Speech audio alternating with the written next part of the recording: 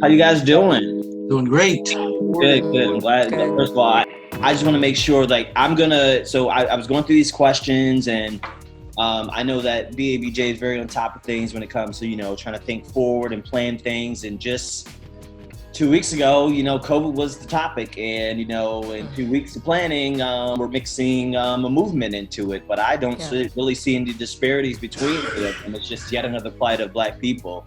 But I do believe that we can intermingle these things so that we brought people to the conversation for COVID-19. But I think that it will be important to remember that while we're in this movement, that is still the cloud that's hanging over, and just talk about people sacrificing that to join this movement. As a graduate of St. Mary's College of Maryland, I learned history there, and African diaspora studies and cultural anthropology. And, I just rewatched with my wife yesterday, LA 92. I totally suggest rewatching it now. You may have seen it, but watch it again. And you're just going to be like, wow, what a long time, right? Same things that are happening in that film. You're going to realize this moment we're in is real, because things that you see in there, like people riding through the middle of Crenshaw and people pulling them out and just beating them up, and reporters getting attacked, and so on and so on and so on. Those are things that we're not tolerating today, right? Police officers doing their thing. The 2 officers in Buffalo, fire charge. I've never seen such quickness, right? So there's a movement happening, and I think it's important to keep that in mind as we see the world responding while in the midst of a pandemic by which we've never seen. It's my hope that we can authentically share those thoughts, and out of respect for those that have different religious backings or whatever, I just want you to know I prayed over this entire call, and I hope that we walk away from this feeling a little bit more comforted. That deep breath that we all just take, because deep breaths these days feel real good. The ones you forget to take, and you just that felt good. I just got chills, and it's really a moment. I hope that we capitalize on that, and all the powers that be who will be on this call, I hope that they get a lot from it, and that we can move forward in a productive way in this moment where the work needs to continue. All right. I'm on board with that. Hey, who can everybody hear me? First of all, I guess. Yes. All right, that's good. Yes. Yeah, I'm looking at the clock. It's 12:04. We've got a great collection of people here already, including all our panelists, which is great. So I want to welcome you all to our 4th annual Black Male Media Project by the Baltimore Association of Black Journalists as part of the National Association of Black Journalists initiative, which is also in its 4th year. And I'm very, very proud to say that this chapter, BABJ, has put on a program of some kind each of the 4 years that this has gone on. So I want everybody to sort of give ourselves a little bit of a hand here. And I'm really very happy to have been a part of all 4 of them. I am David Steele. I am the membership chair here with BABJ. And we had a real great conversation, as we all just heard from our moderator. He had a lot of really fascinating things to say, because I'm sure that the focus of this is going to take a little bit of a turn from our original. Now, our original title, our original plan was that this is going to be about Black men navigating the COVID-19 crisis. We know the impact that this coronavirus pandemic has had on us, the abrupt changes it's brought to our everyday lives. I think that as we saw this sort of coming together across the country among all the other chapters, we saw that that was the focus of a lot of what was going to be the topics on so many of the discussions we were going to have. The planning committee and I felt as though, given the current situation the Black community is in, we couldn't ignore any of this, and we wanted to avoid the usual conversation about during these times. This event will focus on the difficulties Black men are facing during this crisis. Clearly, we've got a lot of other topics to discuss as well, focusing on a lot of what is happening this very day across the country, and particularly in this community. Now, there's going to be a Q&A portion at the conclusion of this panel. Feel free to use the chat, and you see that it should be in the menu at the bottom of your screen. You can open up the chat to send questions as the conversation goes on, and we ask that you please keep yourselves on mute to keep the discussion moving. So we'll now turn it over to our moderator, who a lot of you literally just heard from a couple minutes ago. He is a proud Baltimore native who's doing great things in journalism in Louisville, especially while covering the protests against the injustices surrounding the deaths of George Floyd, Breonna Taylor, and countless others. Stephon Dingle is a morning anchor at WLKY in Louisville, Kentucky. Stephon, it's all yours. Well, Mr. Steele, first of all, as a Baltimore native, born and bred from the city, it is a pleasure to be introduced by you, because I am a subscriber of the Baltimore Sun, because I still need to know what's going on in my city. And you become accustomed to these names that write these articles. So it is an honor to even just be introduced by you. And kudos to you, because first of all, you come on an ABJ, you just like you know everybody. So you learn how to not be starstruck. But I will tell you that in your introduction, I was like, this is David Steele. Okay, so I really am proud. But aside from that, it just makes me feel emboldened in my cause and my purpose. I will tell you all briefly, and Tremont knows this, it has been quite a week for myself. And as a morning anchor, you don't necessarily get to do the stories, you get to want to do all the time, like I did in Birmingham, or like things that are important in Baltimore. But I thrust myself into this position because I saw it wasn't being covered correctly. And I said, no, we cannot lose this moment. And so it has been a lot of very short sleepless nights, and just to get the story done. And I've been encouraged to take a break, and I've been trying to forge forward. So, I feel good to know that on the other side of this, as exhausted as I currently am, I feel very much comforted by all of you all. But enough about me. It's really about all of us. Again, from Baltimore, Columbia Journalism School grad, out here just always try to get perspective.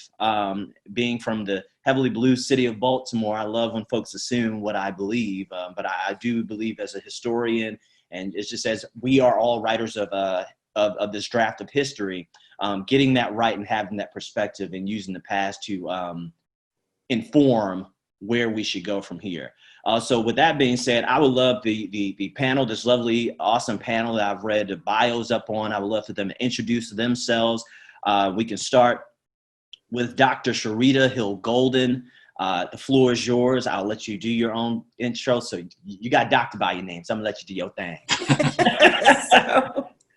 So well, thank you. It's really a pleasure to join you this morning. So just a little bit of my background. So I am currently professor of medicine in the School of Medicine at Johns Hopkins School of Medicine, and I'm vice president and chief diversity officer for Johns Hopkins Medicine. I assumed that role this past July. And so I will say that for me professionally, this has been the most difficult week of my professional career, because for the last 3 months, as you'll hear about as we get into the panel, I've sort of been leading our organization through our sort of COVID-19 health equity response. And now on top of that, I'm trying to help navigate my organization through the civic unrest that's currently happening. And I'm actually a part of the affected group. So that is a very unique situation for me. But just on a personal level, I've been at Johns Hopkins for about 26 years. I grew up in Upper Marlboro, Maryland, so Prince George's County, and then went to University of Maryland, College Park as an undergrad, and then to University of Virginia for medical school. I think I see a fellow terrapin, yes. So then I came to Johns Hopkins for my residency in internal medicine, then did a fellowship in endocrinology because I was very interested in diabetes, because it impacted the minority community, the Black community in particular. So when I graduated in 1994, I pretty much said I'm going to have a career focused on diabetes, sort of clinical research, clinical care delivery, and epidemiology. And that's what I did for my first 20 years on faculty. And then the Freddie Gray unrest happened when I was executive vice chair of the Department of Medicine, and that completely sort of changed my trajectory. And I would say that's how I got to my current role. And then I will also share that I am the proud mom of a future journalist. So my son is Andrew Golden. He is a junior at Northwestern, at the Medill School at Northwestern, and he's double majoring in journalism and African American studies. And so very grateful to Brian Waters, who's one of your chapter members, who was a terrific mentor to him last summer when he did an internship with Johns Hopkins Media. So that's my personal introduction.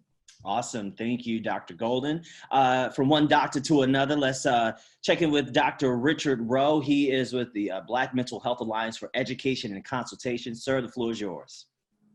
Good afternoon. Good afternoon. Good morning. Good afternoon. I'm sorry. I don't know what time of the day it is. It's been rough. It's all right. But it's an honor to be present on this panel of outstanding individuals to be here in this space to talk about some very critical issues. It has been really, really tough for me. It has brought the full range of emotion. I was telling Nikki when I jumped on, from melancholy, sadness, anger, total numbness, to have to watch what we have watched and feel what we have felt. And this is not just a feeling that I've had this time in 2020, but I've had these feelings many, many, many times. So this is not new to me. And so it is crushing to know that in 2020, we can still be confronted with similar kinds of incidences that bring to bear the forces from without that continue to deny our breathing. And so I'm glad again that I can be in your space. Just a brief introduction. I am a project consultant with the Black Mental Health Alliance, and I have been with that organization for a number of years, and I basically am about the business of doing whatever we can, organization, whatever we can, to enhance the mental and spiritual and emotional health and well-being of our people.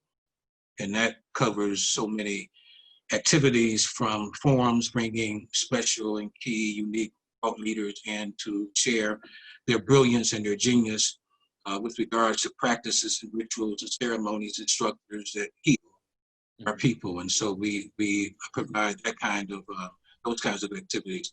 Consultation, we have a long list of therapists in our data bank that basically are available to offer support and therapy to those who need it.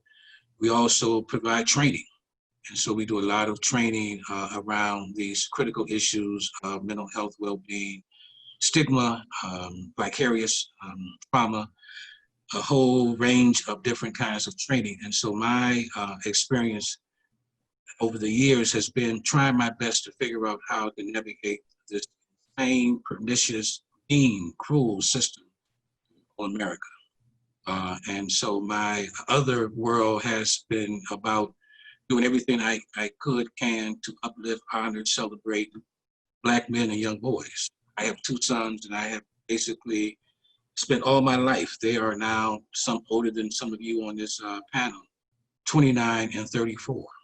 And I've had to talk with them since they were born, how not to engage the police, how to basically not say what you might want to say when you want to say it. So we've had those talks, and I still ask them every single time I talk to them to check in with me and their mom.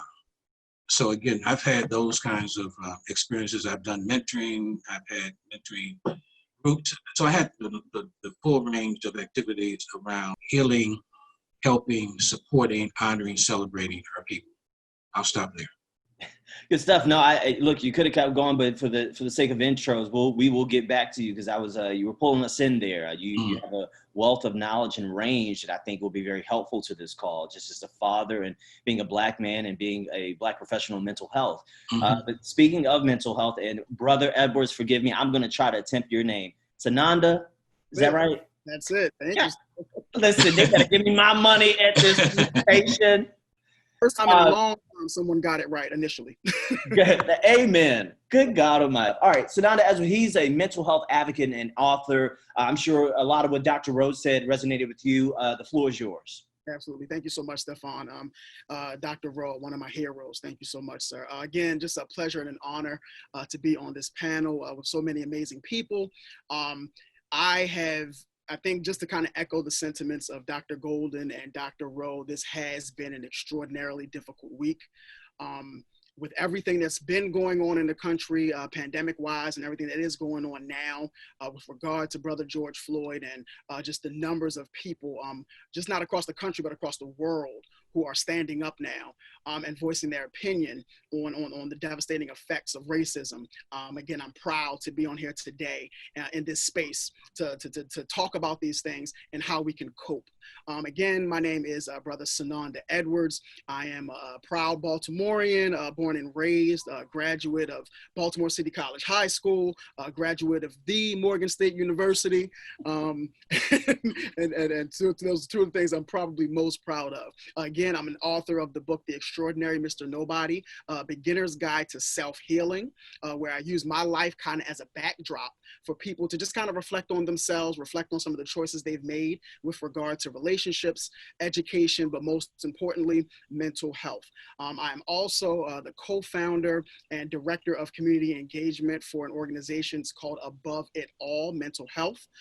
We are PRP. And what that stands for is Psychiatric Rehabilitation Programming. In a nutshell, young people who are dealing with different stressors with regard to depression, stress, any type of mental health obstacle that they're trying to overcome. After they go to therapy, if the therapist feels that they need a little bit more attention, we are there with open arms to help these young people push through, get the tools that they need to devise and develop a blueprint for their lives.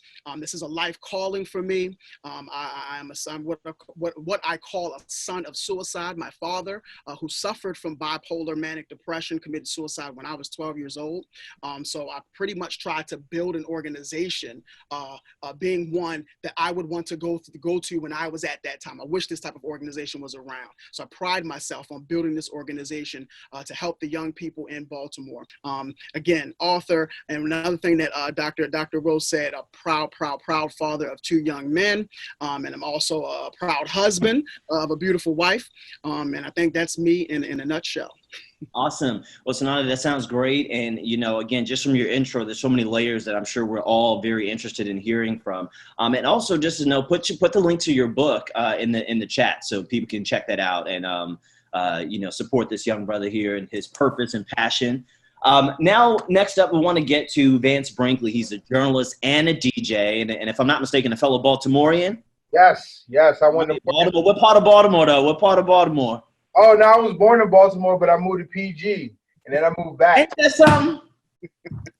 Yeah. You know, we're gonna discuss that later, Vance. Go on. The floor is yours, brother. Go on, take it now. Oh, y'all trying to go on me. I'll see some of the messages. Okay, well, my name is Vance Brinkley. I am a member of BABJ. I've been a member for a couple of years, and I was a former student representative. Currently, I am a freelance music journalist. I freelance for ESPN, OK Player, Revolt, allhiphop.com, Bandcamp Daily, you name it. I probably wrote there before, Washington City Paper. And I currently work at SiriusXM as a sports audio editor for the Sports Newsroom. And I teach at PGCPS and DJ. So I pretty much do everything. And now you live in PG. Yes, the best county in the world, Craig. I see this. Anyway. No, thank you so much, man. We're glad you joined us on this call. So next up in our final panelist who introduced himself, Tevin J. is also a DJ. He's a producer and a host. My good friend, where are you from? Yeah. Hey, what's going on, man? What's up, man? Yeah, thank you so much, Stephon. I appreciate this opportunity, everyone. I am born in D.C., raised in Prince George's County, Maryland. It's not just PG County, it's Prince George's County. Look, that's how you know you're really from there. Oh, Lord. There's some generational gaps in here, so I want to make sure I get that right, you know what I'm saying? But yes, no, I currently live in Prince George's County, Maryland, but I have spent some time in the Baltimore area growing up. As well. My parents are military vets, so they have traveled around in the area pretty often.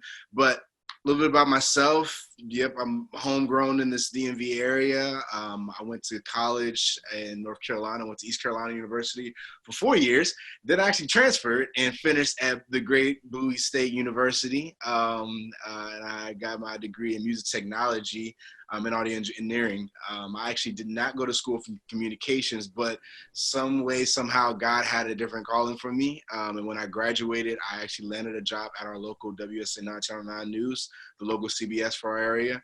And there I started working in sales and kind of worked my way up into production, using my skill set from my degree in the audio engineering and editing field, it was an easy transition for me to kind of transition into the video realm of creative production. So I had an opportunity to launch the new show that some of you may be familiar with, Get Up DC. I was the premier DJ on that show every Friday, and I actually had the opportunity to found and create a music series that brought on local artists from the area, born and bred from the area, to come in and showcase their music. It was called the DMV Soundcheck, and it's actually sponsored by the DC Office of Cable Television. So I was able to kind of get that up and going and launched and kind of had that running for a while. Not exactly a journalist, but my editing skills are fire. I've prided myself on my videography skills and my Steadicam skills. I did have an opportunity for a couple of years at Channel 9 to operate the live cameras in our studios. And anytime we had performances or interactive segments in our lifestyle show, I would be the one operating the Steadicam, and I actually was on the first onboarding when we first brought that equipment, that high def equipment into our situation. So I'm a hybrid as well. I have a lot of creativity built in me that I've had opportunity to really get out there. And this situation here, no, I'm not a member of BABJ, but I may want to after all of this. Sound like you have a member. All these wonderful Black people in here, man, and I think that's what I'm going to bring this home with. This is what warms my heart the most, to see all of these wonderful, powerful Black people that are doing great things in the community, around the country, around the world, and you got. Where it may seem like the little bit that we put out is not enough, seeing all these little boxes says more than enough that we are doing our part and we are making a difference moving forward. So I'm excited to be here, guys, and I'm looking forward to diving into these conversations that we are here for. Good, sir. Mr. Johnson, thank you so much. So we're going to dive right into it. I think Mr. Steele put it perfectly, giving us the prompt about why we're here. And at some point, they say make a strong turn, but it's my job to all bring it back home, and it all will make sense. So I want to start with Tsanonda, because I'm compelled by what you already shared in your intro. You have a lot of layers of facets of roles that you play right now. And you're also a mental health specialist, which Black people usually carry that with a ginger ale in the neck. But it's a real thing, right? It's a real thing. And so what have you personally seen? And again, everybody, this question's for all of the people on the panel, but I want to start with Tsanonda. What have you personally seen in the media or online or in your own life that gives you a sense of the Black community's state of mental health as a result of this pandemic and this movement that we appear to be in right now? Absolutely. I think that one thing that we absolutely have to keep in mind right now is I think that the world is kind of going through a bit of a role reversal. So what I mean by that is, there was a time when there were so many people who dealt with social anxieties with regard to whether it's going to work, whether it's dealing with the kind of above board racism, the kind of lesser known racism that we weren't always used to. We were kind of used to seeing, but it wasn't always portrayed out there and really put out there. But now we're going through a bit of what I call a role reversal. Now that's with regard to mental health as well. There are people who, even friends of mine, who are or were extremely extroverted, used to going out, used to being with people, being around people, and now they're going through a time when they have to. I see Brother Tevin agrees, right? But now they're going through a time when they have to stay still, right? So then you have someone like me who was diagnosed with depression, diagnosed with anxiety, and I'm at this point, how they say, living my best life. I've never felt better. I'm feeling really good. So I think that we're at a time where with that role reversal, we have to start pushing our empathy factor up. We have to start pushing our consideration, our levels of thoughtfulness have to go up, because there are people who are dealing with these things and they've never had to deal with it before. There was never a time in history where you could say, you know what, just about every school across the country will be closed. Many jobs will be closed. This is the first time. I mean, you're talking about across the world. So in dealing with that, people losing their jobs, people just dealing with a lot of just stuff, the heaviness of it all. So we have to, again, just push our levels of empathy up. We have to be considerate. We have to be thoughtful, and we have to work through it. Then, like you said, Stephon, compounded onto that is the overt racism. Previously, it was covert, and at times, obviously, overt in some ways. But now it is out there. It is out there, and people have time. You're seeing protesters that are like, you know what, I have time today. Yes, we're going to go out here. We're going to protest. We're going to make sure that our voices are heard. And one thing that I definitely want to say about that is there are some people who are even kind of beating themselves up about not being able to go out there and protest. But we have to realize that understanding mental health, being able to kind of push for justice can take on so many layers. Being a journalist is one of those layers. May not be able to go out and protest every single day, but if you're able to use your platforms and do what you have to do and what you can do to support our causes, then we'll put ourselves in an amazing position to affect change. And that time, again, is now. Like, it's not going to be ignored anymore. And I can agree with that, Tsanonda. I want to transition what Tsanonda said to Dr. Golden, because now, it's kind of like, well, yeah, we're out here, right? Black people have been fighting for the next and the next, but at every next step, we're always met immediately with the challenge, right? But, oh, he should have complied. He did. Oh, well, he should have, followed the law. Well, he didn't do anything wrong. Well, you make sure you wear your mask. Meantime, you have white people marching the Kentucky Capitol and other places around the country fighting for their right to do what they want.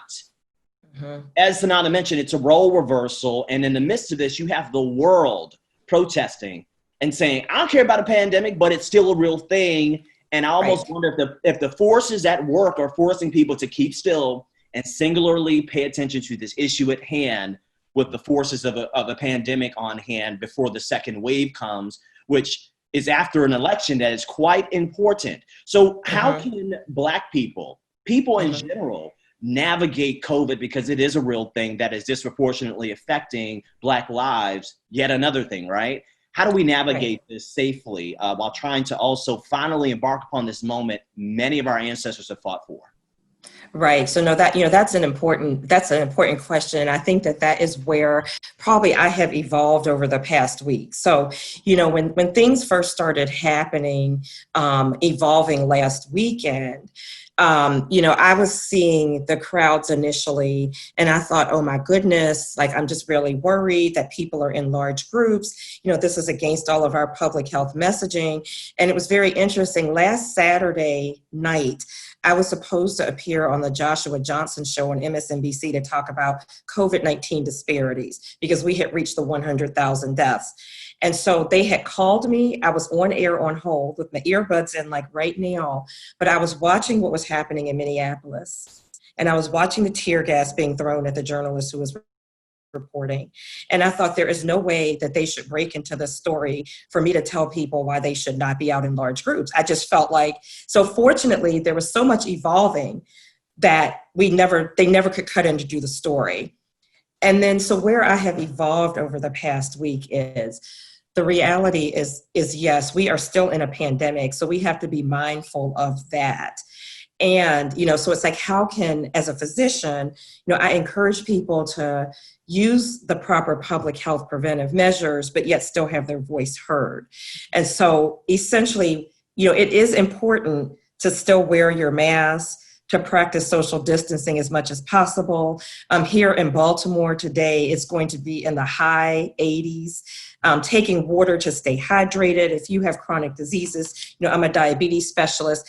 If you have chronic diseases, there's very specific guidance around making sure you have your insulin with you, your treatments for hypoglycemia, anything that you need with you. So you still have to practice those social distancing measures, but it's very difficult to tell people not to have a voice. So I think that's the balance, but I do think we also have to remember that as a Black community, and it's not just our community, it's like the Latino community as well, that we are still at very high risk for contracting and dying from COVID-19.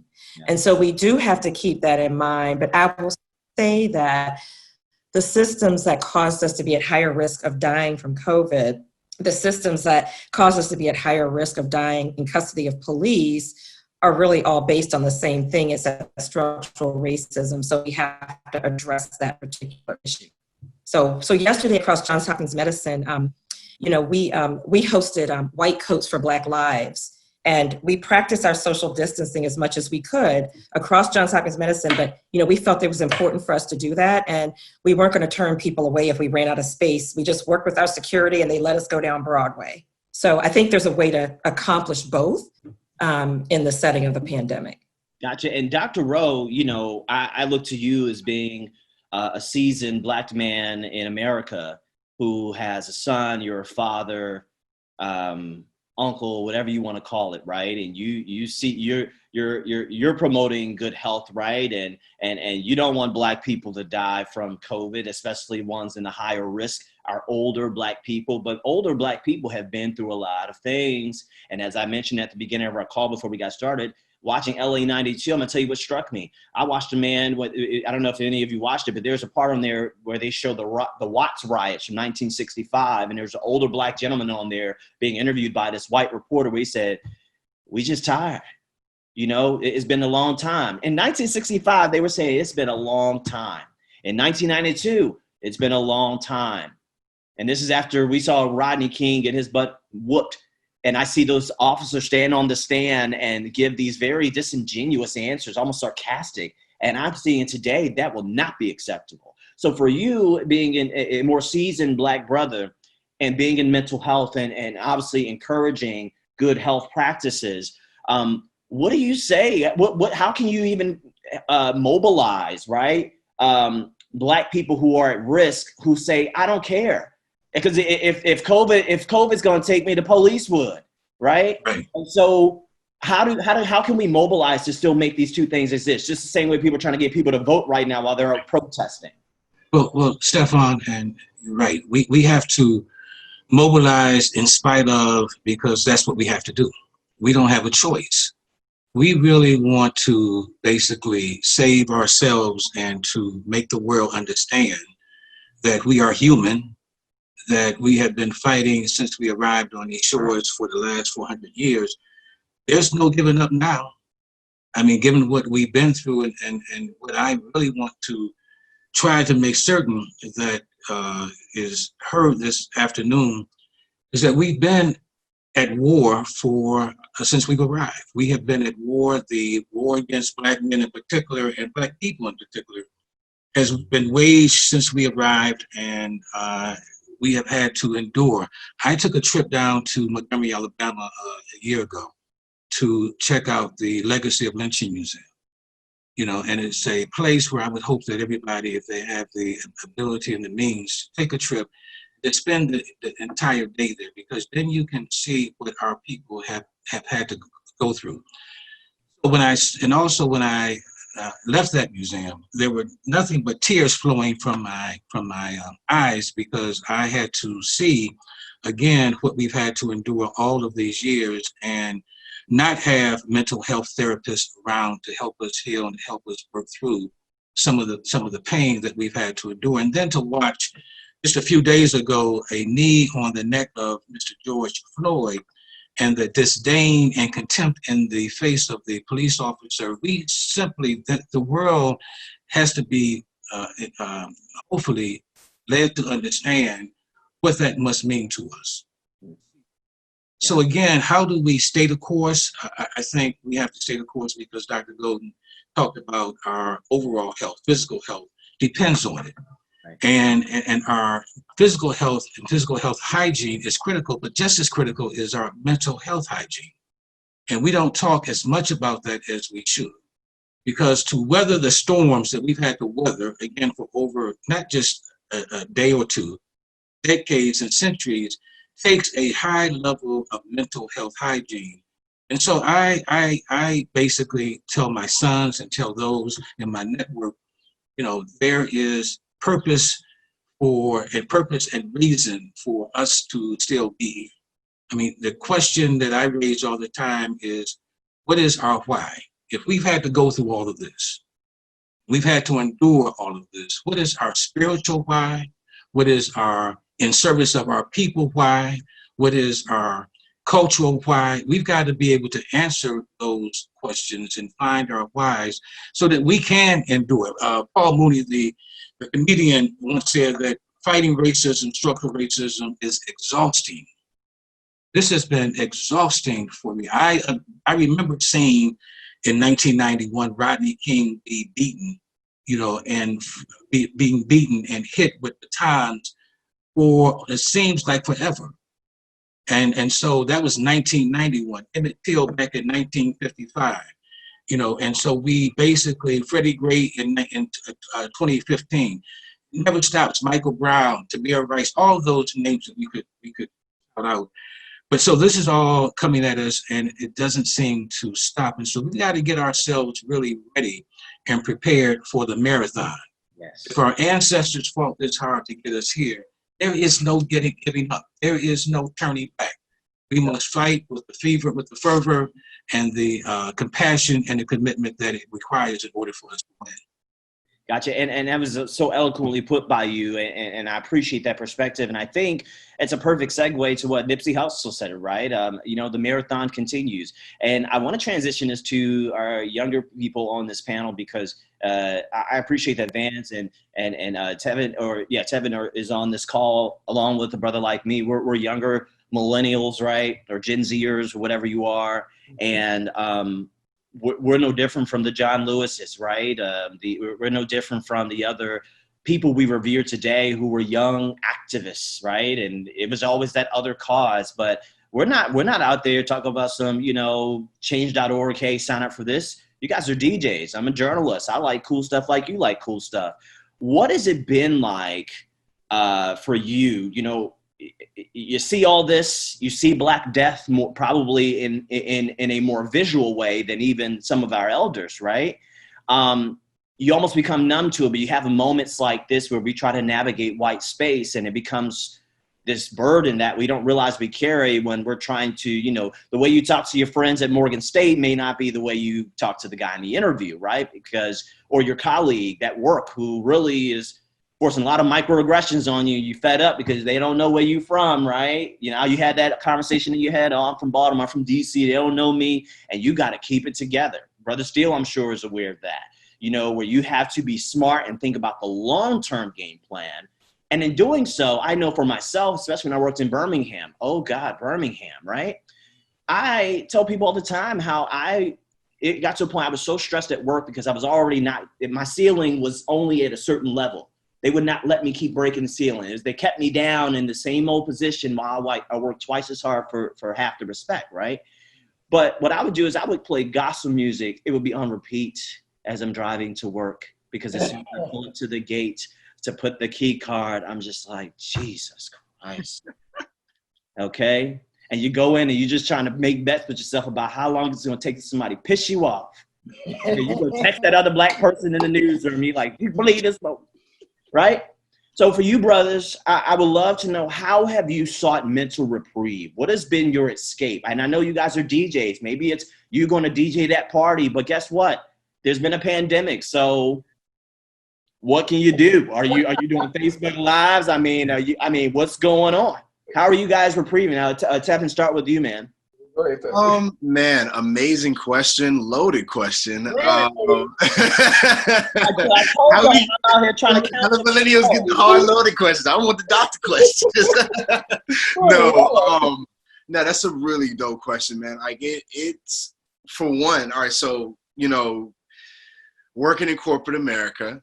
And Nikki, I saw that look. I was waiting for somebody to make a face, and all you have to say is working in corporate America. There's something about putting on more than just a suit that you wear, that you get up and walk out the door with. There's another suit that you're putting on. I wouldn't say fully in armor, but sometimes in certain cases, certain job industries, certain fields, it's an armor. And I guess over the years growing up, you grew up in a good family, in a respectful family that's instilling the right values and morals in you, and teaching you certain things. Along those teachings, are certain things. Yes, mask are certain things that that we feel as Black people that we have to uphold, because we don't want to get that judgment. You know what I'm saying? We don't want to get a certain type of judgment that we know only Black people are going to get, or people of color. So I know for myself personally, I feel like I've been preparing my life for the 1009 job. You know what I'm saying? And when I got it, I looked like this, and I had a big smile on, had that corporate look, had that corporate shirt and tie, and I was ready, geared up, armored up, and everything. So, but over the time and like recently, like just thinking back and reflecting, like, yes, it's good to have a standard. It's good to have to hold yourself to a certain standard and be clean and keep yourself right and everything and feel good about yourself. But I know that now it's always this underlying feeling like, damn, am I doing this for myself, or am I doing this to appease my superior, what seems to be my superiors, you know? So this has been a struggle time for me, because I am that extrovert that Brother Edwards mentioned, that, you know, I'm used to being out and about. Right. I was just telling a friend the other day that, you know, I'm going crazy right now. Like I don't know what, even if I'm not just going out and DJing a party or being at a function or covering a really cool event, just getting up and going and being in my car, moving, going to something, going, seeing something, going to a museum, going anywhere, just going to see my family, going to visit friends, being in a different space than my own is difficult now. And now that I have this other stress of what we've already been struggling with all this time for more than enough years, it's just weighing heavy because I'm stuck, you know, so I can't go anywhere. And I don't want to go because I don't want to get sick. I don't want to get, you know, I don't want to get anybody else sick, you know, so I'm just thinking about all of these things, and like, I just want to bust out, you know. And so I can understand that this is a time where, because I am a spiritual person, that this is a time where we unfortunately have no choice but to just sit down and really reflect on all the things that are being presented to us right now. And the fact that we're all here, you know, speaking our minds to this is powerful, in my opinion. So I'm gonna leave it at that. Yeah, no, I think that's a great point. And just to segue to you, Vance, you know, think about the other factor. For me, I felt that working out, which, by the way, let me just put it out there plainly. If you enjoy working out, you're lying, okay? You're a liar. I do it because I have to, because I don't want to. You got to physically continue to be appeased, and I would totally be fine with being a little fat kid, okay? But the pandemic shut down the gyms, right? And ain't nobody doing that at home and workout. You look at your living room different after that. Okay? So, Vance, for you, man, you know, again, you're a DJ. You probably used to being the extrovert, being the life of the party, interacting with people, and that's been cut off. What ways have you found mental reprieve? Okay, well, first things first, Tevin knows that sometimes, like, I talk to people, but I'm not as extroverted as Tevin. Like, I'll come to the club, and then I kill it, and then I'll be like, all right, well, time to go. Got my But it's like I like what Tevin was saying, because that was one reason why I expect him, and I did want him to come on this call with us, because he's able to put on that suit and be able to kind of talk to those people with the confidence. I always tell him all the time, man, you helped me build that confidence when it came to like the extroverted status. You know what I'm saying? Most of the time for me, I usually would try to be in my room just doing work, just working on music, working on mixes, working on writing, things like that, because I know that that's where my energy needs to be channeled toward to. During this COVID-19 problem, I'm not going to even lie to you, like I kind of had a writer's block, because there was a lot of artists that I was pitching and they weren't getting through, because a lot of these companies didn't have as much money to help out with freelancers during the COVID-19. So it kind of gave me like a mental writer's block at the time, and I didn't feel like I was able to kind of produce the type of stories that I want, just due to everything kind of shutting down. And at one point I was actually down about it. And then when you add not only the COVID-19 thing, but then also these protests happening after George Floyd, excuse me. I keep saying Greg and sort of George, sorry. But yeah, that the murder and the protest that happens after that. And then to add on top of all of this, I had a roommate, I had a landlord issue, so I had to deal with that. So you have all of these different certain amounts of stress on your head, and you don't really know what to do with it. The best thing that I was able to do was to look for another hobby to kind of channel all of that energy into. And luckily for me, it was making music. But at the time, like I had to find something to kind of get my mind off of all of these things while still maintaining to be productive. Because the one moment that I stop and just think about what's happening all around me, that could be the moment that I would fall. And on the other question that you had about, you know, being able to kind of, as a Black man, hold yourself to the certain standards, I used to be the person that was always about being authentic, quote unquote. If you don't know where you came from, you don't know where you're going. You could know where you came from, but somebody said code switching was important. And I think that's probably the most important thing ever, you know, because you got to be able to communicate with these people, but you cannot lose yourself. Because if you get lost today and their, you know, issues and things like that, then you can get lost in the sauce and forgot the roots that you came from, what made you more unique to not only that company, but the people who loved you the most.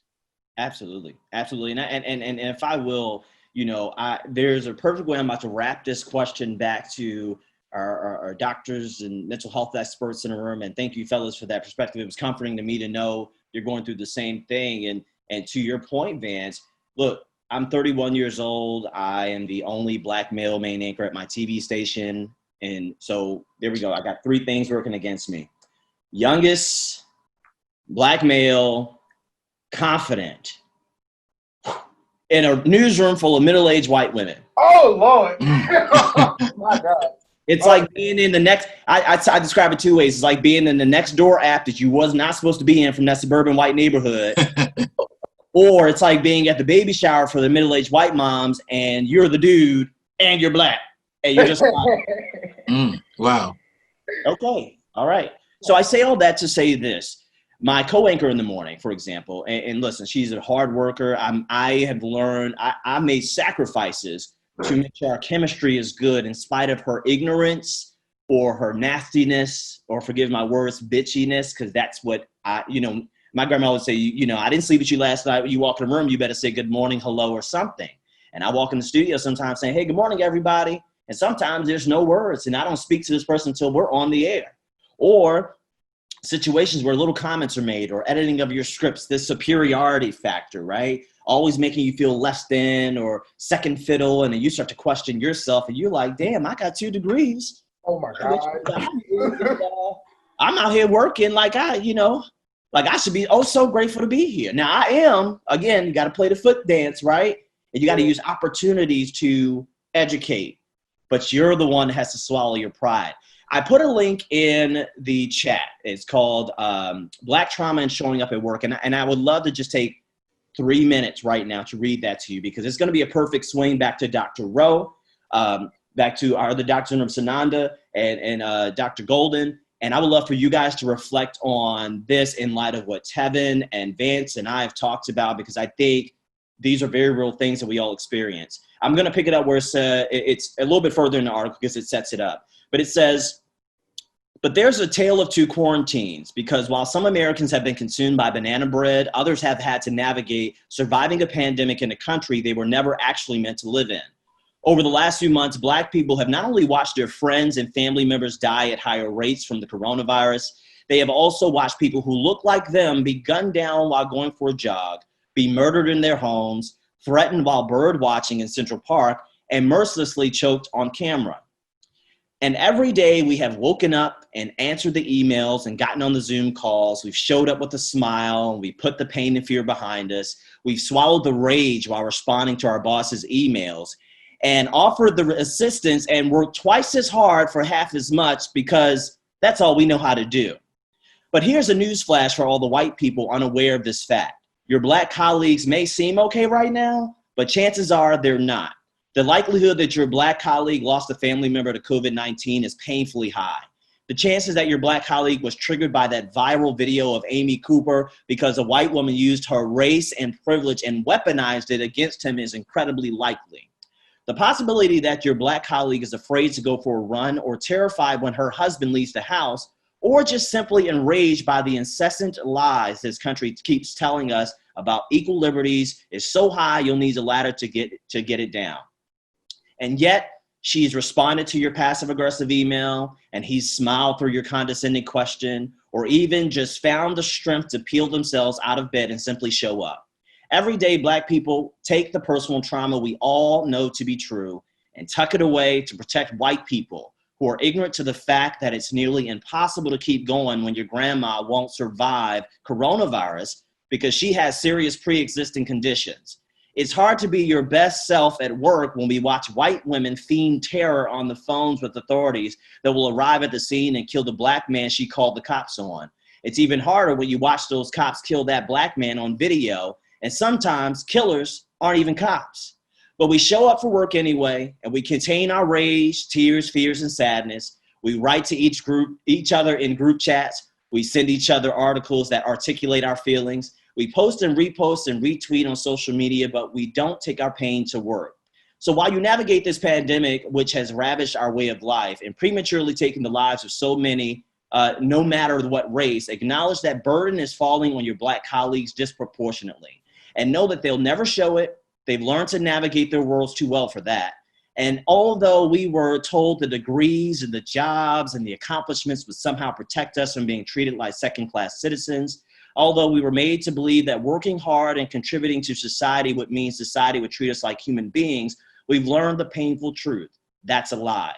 On behalf of your Black colleagues, we're not okay, and you shouldn't be either. I think that's an eloquent picture that's painted of at least my personal life in a day in and day out basis of being a professional, being Black, and also staying true to who I am based on where I'm from. I would love to kick this off with Dr. Golden and your thoughts on that, just as a Black woman, hearing those things in your world.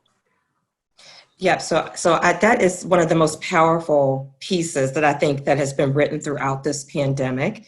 I circulated that article to our Johns Hopkins Medicine leadership earlier this week. And, I'm working on a statement from our Office of Diversity and Inclusion where I'm going to use that article as a foundation because, of course, we've all learned how to navigate the world. And I've had to do that, as you can imagine, as a physician. But this week I said, when people said, "How are you doing?" I'm like, "I'm not okay. It's not good." I decided that this week was the week to be fully authentic and transparent. And I said, why? And, being the mother of a Black son, I'm married to a Black man who's also a physician, that, my son wanted to go out for a run because he was tired of being cooped up inside. He's doing his last quarter of college in our basement. And I was like petrified for him to go. And so I think that this is a reality. I think this affects our mental health and our physical health. It's interesting because before, I took on my current role, I studied the relationship between depression and diabetes, basically showing that, people who experience more depression, more stressors, have a higher risk of developing diabetes, cardiovascular disease, all of these other conditions. And this is because, not only do the mental health issues impact our, health behaviors that can lead us to these chronic conditions, but it also impacts our body's hormones, our body's stress response. And so if people are chronically exposed to this, they're going to be more likely to develop these chronic conditions. So I always said that, with my patients who thought this was some kind of stigma, and I would be recommending that they seek mental health treatment or that they start psychotherapy or pharmacotherapy. They'd say, "Oh, well, I don't want to get addicted." I said, "Let me tell you something.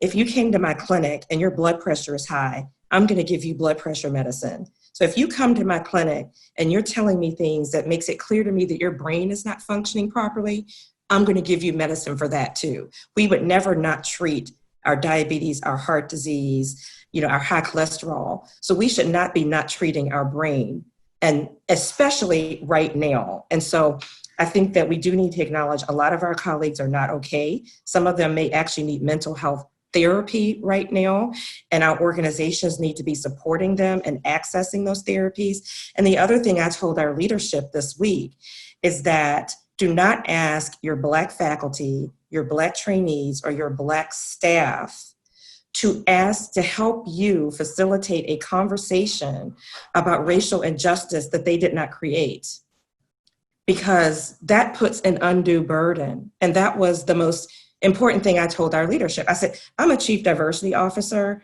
It is my job to do that. However, I'm a Black woman married to a Black son, married to a Black man who has a Black son, and I need a week to grieve myself. So now come Monday, I'll be back on it. This past week, I could not be. And so I think that it's really important to acknowledge that. And when people are asking us at work how we're doing, I think we need to say we're not okay. And even if that makes the environment uncomfortable, we all have to sit in this discomfort before we can move forward. So that's my perspective on that. And before I go to you, Dr. Rowe, I just have to mention a comment from Jackie Jones in here. She was saying how when her son goes for a run, he smiles and waves to neighbors to let them know he's not a threat. And she asks, why should he have to even think about who he's running past? And before you answer that, I literally just told someone, and this ties back to COVID, it's always something, right? It's a burden. Wear a mask to be safe. But I don't even wear a hoodie because I'm scared that y'all gonna mistake me for being some guy who did something that I have no idea about, and you don't know that I'm a news anchor. You don't know I'm a citizen. And so I tell people that is taking away one of my tactics that I use to navigate white space to make people feel comfortable, because as a public figure, right, I am coming to you, and if I see you, I won't say a word, but I'll smile with my face. Right. Yeah. Yeah, no, we do have to sort of learn to smile with our eyes, under the mask. So, yesterday, our young physicians, our House Staff Diversity Council organized a White Coats for Black Lives demonstration across Johns Hopkins Medicine. And it was very interesting because everybody had a mask on, and I'm extroverted too, as you can probably tell. So I was just so glad to see people. But, it was like trying to smile with our eyes for that same reason. Because, there was another compelling article at the beginning of the pandemic that talked about masks and how Black people, particularly the men, preferred to wear a surgical mask instead of a cloth mask because they were very worried that a cloth mask, would somehow make it seem like it might be criminal. So we need to change that narrative too. Something that's supposed to keep us safe should not put us at more risk. But that is a reality that many people are living with. Absolutely. And Dr. Rowe, to you, that kind of along those same lines of... Right. Ditto to everything that Dr. Golden just shared. And again, think about it, you all. We have been taught, especially as Black men, to hold it all in, to basically endure, absorb, come to make peace, living in an air-conditioned hell, and not seek therapy, not go to therapy. You don't need that. Suck it and be a man. Don't cry. And so when we are oriented in that way, and that piece you just read is so powerful, and I think Dr. Golden is spot on when she replied to her white colleagues that don't come to us again to help you shoulder or to figure this out. You need to go to your other white colleagues, help them figure this out. We have tried to figure this out forever. Dr. King tried to help you all figure it out. James Baldwin tried it. They were all alarm clocks. James Baldwin, Ida B. Wells, Du Bois, in his double consciousness, tried to basically say to the world, how do you keep two unreconciled strivings within without exploding? So what we are faced with, you all, if we don't really help us engage in some serious self-care and group care, is that we're going to continue to explode and implode. We're going to continue to explode on those who look like us, and we're going to implode.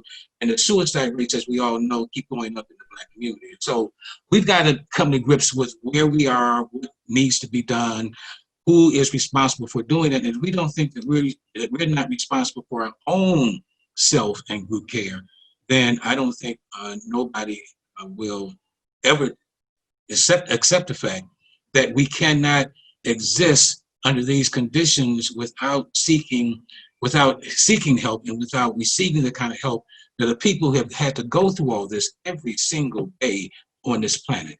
Yes. Amen. Something has always been in front of us. Amen. And if we don't see the need right now, I'm not sure when we will ever see the need. Amen. Again. Amen, Dr. Rowe.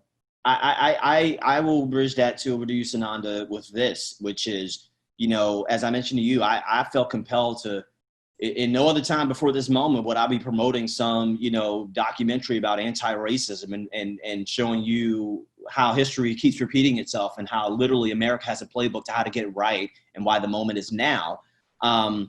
Maybe, you know, to Dr. Rowe's point, I almost would encourage us, and this will tie back into the end of what we should do moving forward. But hell, when you say what you just said, I think about Fannie Lou Hamer addressing Congress, where Lyndon B. Johnson thought it was okay to break in with an 8-month anniversary of something that was irrelevant, and it backfired, right? And it was on all the nightly news, and she's telling you about the world in Mississippi as a sharecropper, as a Black woman, and she, that representative face. And so you see what Trump is doing now. You got to tie these things together to get the movement going. Same as Brown v. Board, right?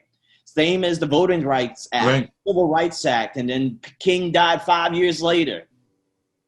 But now we want to quote him inaccurately, just the good stuff. But you don't want to talk about how he said, all we ask of America is to be true to what you said on paper. You know, we hold these truths to be self-evident. This Constitution that Republicans want to talk about, right? And you also don't want to highlight the fact that he also said riots are the voice of the unheard. So, but when you want to talk to me about property, go watch LA 92 and watch how they document it. Look at the riots in 92, how they document it. It's almost for me, I took away, I understand the pattern now of social justice. The injustice happens. The people are outraged. Eventually the people get charged when we see it. We want a conviction. They find a nuance in the law that protects them.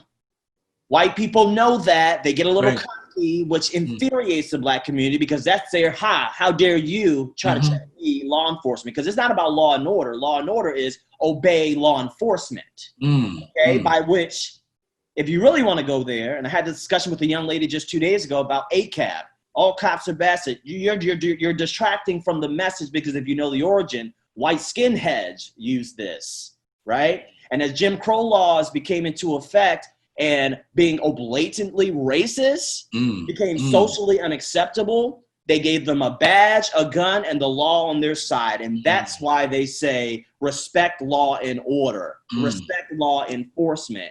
So to that point, you have a young lady on here, Alexia Lilly. She says, you know, our skin color is our biggest blessing and curse, but I wouldn't change being Black for the world. I think I could agree, but you know what? As I said to someone just yesterday or on Monday when I was waking up to go cover a shooting of another Black man at the hands of police, I literally said to my friend, I said, you know, being Black can be so burdensome because I love it. But I wish sometimes I could just go hang it up on a coat rack and put it on when I want to, just like a regular coat. But I can't do that, right? So Tsanonda, being this brother who, again, has all these layers, suicide, whatever medical pre-existing conditions, you see the progress of the movement, the playbook of the movement, and you see the moment we're in. What do you make of all this in light of what Dr. Rowe and Dr. Golden said? First of all, just to echo their sentiments and even some of the things that you said, Stephon, it's you talked about Fannie Lou Hamer and just being sick and tired of being sick and tired, right? It's ongoing for us. The article, two things that really stuck out that you mentioned is Black people, like you said, having to tuck it away, right? Having to tuck our Blackness away. Having to contain our rage was in the article, right? These are things that we have been doing for the longest time. And we're at a point now where we need and want our voices to not just be heard, but to be amplified. And then we want change to come. With regard to mental health, as Dr. Rowe was talking about, we have almost gotten to a point where holding on to these things has become our norm. And that's actually going to be a part of our fight, a part of our protest, a part of us kind of overthrowing this systemic whiteness is going to be taking care of ourselves, getting the proper mental health, getting places and spaces like this to talk about these things, to develop our thoughts, develop our ideas, and to get the self-care that we need so that we can move on and push on and make things happen. We're far too comfortable talking to one another about our coping mechanisms. It's so much easier to talk about ways we're coping as opposed to, and I'm talking about the negative ways we cope. I'm not talking about the positive ways. It's easier to talk about the negative ways we cope. I can talk to my homeboy about the new drink I'm drinking on and things of that nature. Why is that? We have to get to a point where one of my mentors, Lamar Darnell Shields, again, a great friend of Brother David Miller. I salute you, Brother David Miller.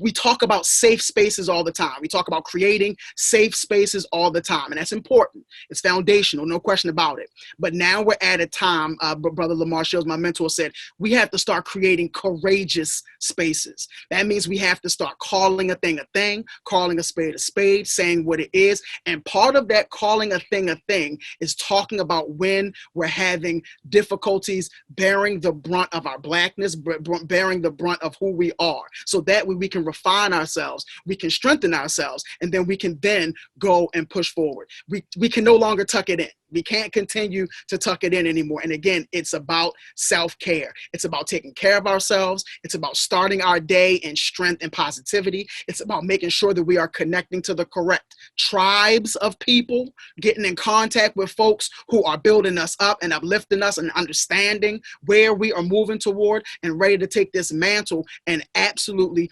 positively make change. Again, this space, it's layered. This space is layered where you have so many different people from so many different backgrounds. This is the perfect concoction of people and greatness and thought and education and all these things and experience, where now we can really make the change that's necessary. And it's about taking this and then moving and figuring out what are the next steps ahead. So I appreciate that. Well, that was so eloquently put, my brother. And I think that you provide us a perfect transition, in my opinion, to our next question, which is just, how can we encourage Black men to open up, right? I think you hit a great point about mental health. I think would help a lot of Black men where they have become accustomed to Black death and murder and things in the hood, like, when I'm on the anchor desk and they're like, oh my God, can you believe? And I'm like, oh yeah, like that's nothing, right? But I think on the opposite side of that, you have young brothers where, as I mentioned in my protest coverage, I'm live on the air and I'm showing you, I'm doing my job. You see these guys, they're looting the liquor store. They're running out, right? So here I am at an impasse, right? I'm this Black man from Baltimore City. I'm the journalist, I'm the media, right? I prefer a member of the press, but to each his own. And I'm having to show this to a predominantly white audience and tossing back to two white anchors who have already made comments thus far, where I've had to correct it indirectly on air just to give perspective for the viewer who I hope is listening and watching. And I explained to them that while this is going on, we have protests, and here's why people are protesting. People are looting. They don't really want this stuff. This is just a symbol of I'm gonna get back at the man, right? And actually where this liquor store was here in Louisville, it's a hotel, the Omni Hotel. The Omnis are nice, right? The city gave them a $350 million tax break, and people are like, so you took our tax money, our taxpayer money, and you put this hotel here, and we don't get to benefit from it? Oh, well, screw your hotel. Screw this. And in my mind, in my heart, I'm like, go ahead, brother, go ahead. But I'm a journalist, and I'm going to eloquently try to explain it to you, right? But at the same time, I have also been gripped, and this is probably my first time ever even expressing this, by when you implant yourself in the community in your local market, you want to be beloved by the Black people. You want the Black people to trust you as a journalist to tell their stories. I have a franchise community champions. I'm trying to tell all the positive stories in the community. I'm also going to cover the tough stories. But it becomes a problem when I've seen some Black people in the community who I know, and I have no problem with them, but I may not have known them too well. They've unfollowed me or blocked me off their friends list because they see me as a part of the problem. And it's like, my brother, you have no idea what I'm going through. You have no idea how I'm trying to push your cause. You have no idea how I'm trying to tell your story. And what I find is they're misinformed. They don't know their history. And I feel, to the points I've been making earlier, and again, it gets back to the thing we'll probably wrap up with is, which is, what can we do? Put history out there. Post the YouTube video of Fannie Lou Hamer. Post the video of Rodney King getting his ass whooped on air. And forgive my language, but Come on, Stephon. Come on. it is what it is. That's right. Right? Mm-hmm. And then you encourage them. Don't say, hey, go watch this. Invite them over to watch the Netflix special of the LA 92 and to go, damn, that's crazy. You create the conversation, right? Same with my sister. Listen, I would love to talk to my siblings and my mom and all of them in Baltimore a lot more often than I do. But listen, I'll be tired when I get home. And while I want to check on them, I'm afraid of whatever their inadequacies they're dealing with in Baltimore that I can do nothing with because I'm gripped by my own pain, right? But I'm seen as the breadwinner for my family, right? That guy, right? And so I feel that when I think about my sister, I've been talking to her more lately, especially as I led up to my wedding. And she's explaining to me all the details about the Baltimore mayor's race. Now, mind you, I told you I'm subscribed to the Baltimore Sun. I know what's going on. But when you can have a mayor Come on, Stephon. twice, stole something, apologize, and end running again, and she might win. And you got my sister, who I never thought to be anybody into politics. She said, listen, people make mistakes. And they let me know we're a redemptive city. We're a second chance city, right?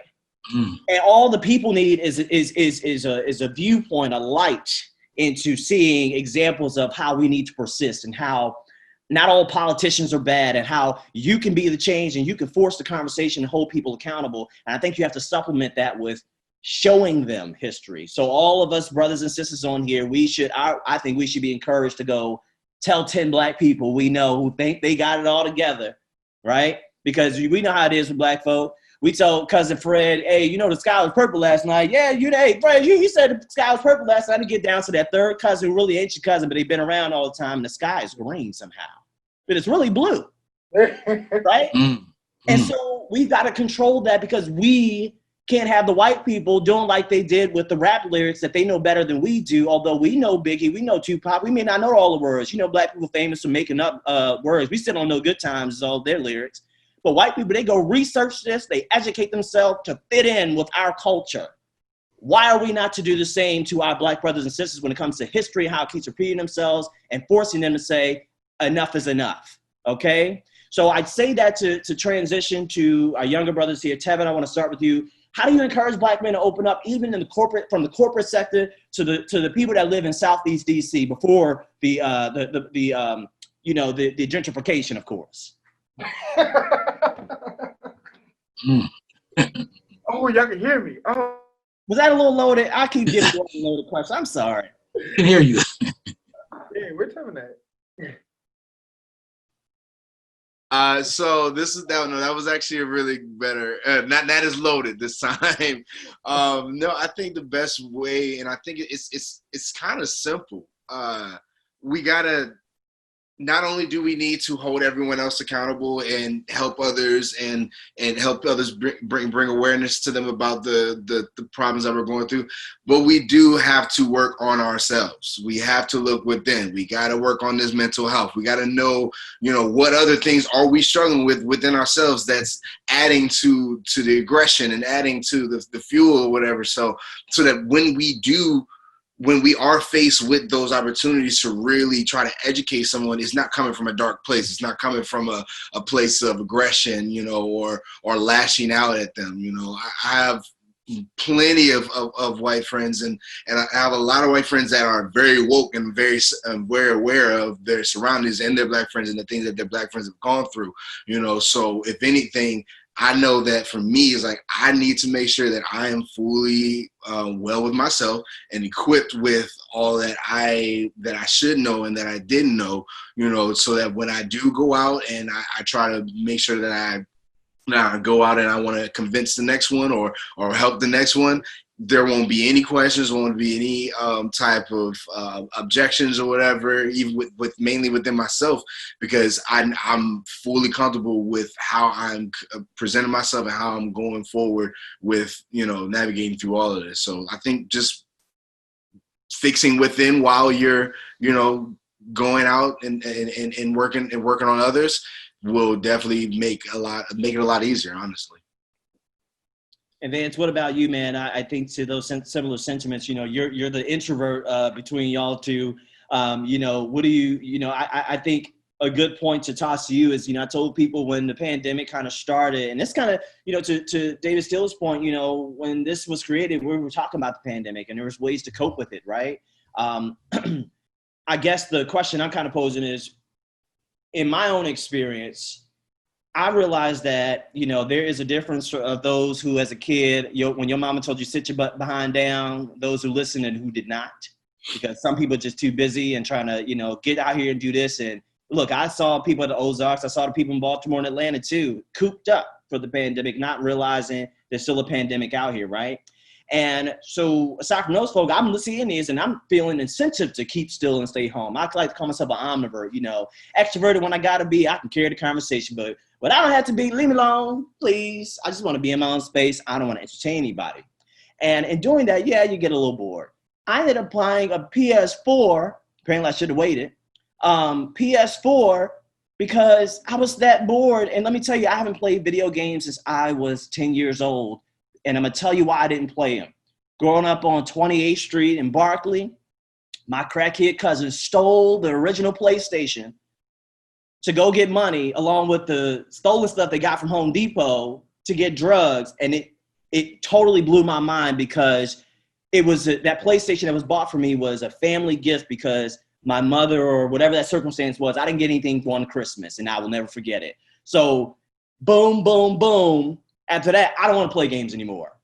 And here 20 plus years later, I'm realizing that the pandemic has forced me to face things that I've suppressed from my childhood. And here I am playing a video game. I usually don't have time for that. But I'm realizing, you know what? This is kind of cool. I'm kind of getting my childhood back. And the pandemic is forcing me to sit in my thoughts and sit in myself and navigate ways to cope. And I'm realizing all these things that make me who I am. You do a whole inventory check on yourself, right? So for you, Vance, I just wonder, when you think about opening up and not just to the world or to some other person, but to yourself for things that we all suppress almost subconsciously when we navigate white spaces and doing, and at least try to accomplish what my grandmother preached to me, which is don't victimize yourself. Appear strong, right? Strong only goes so far because you still feel. How do you navigate that? Is he on here? Did we lose Vance? I'm not seeing him. I don't see him either. You know what? Let's just toss it up to Dr. Golden because I saw some head nodding there, and I would love just your insight on that from a medical perspective. Yeah, so I think that's really important. And just for the reasons we talked about earlier, if you don't sort of deal with the issues and they remain suppressed, that just has an adverse effect on your health. And I think that we probably all have those moments in life where we sort of have like a personal, crisis, whether it was brought out from the pandemic or some other point in your life where you recognize that perhaps there has been some ways in which you've maybe not been as much your true authentic self, or that there are things from your past that you haven't really adequately dealt with.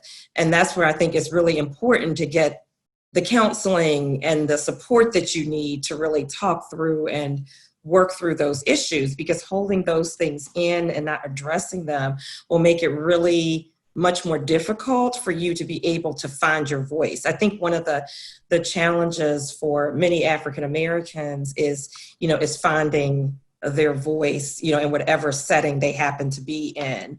And if it's the thing that my colleagues, I'm hearing from my colleagues across my own organization, is like us collectively, finding our voice. And so, I sort of grew up in I came of age in the 80s. So that's when I was a teenager and young adult going through high school and college. And I think that during that time, there was really, it was sort of right after integration, and, you were sort of trying to blend in and fit in and those kind of things. And, this is a personal thing. I don't mind saying it. I haven't had natural hair since I was 13 years old.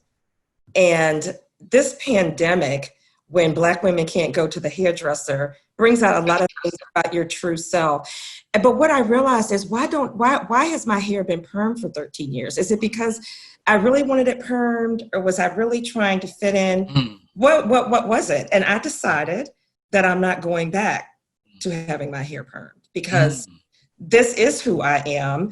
And at the age of 52, I'm perfectly comfortable in having found my own voice. But what I don't want is for other young people, for it to take them all of, so much of their lives to find their full, true voice. Wow. And one of the things my husband and I have really tried to do is to make sure our son finds his voice. And, he's a budding journalist. He tells it like it is. He writes about it like it is.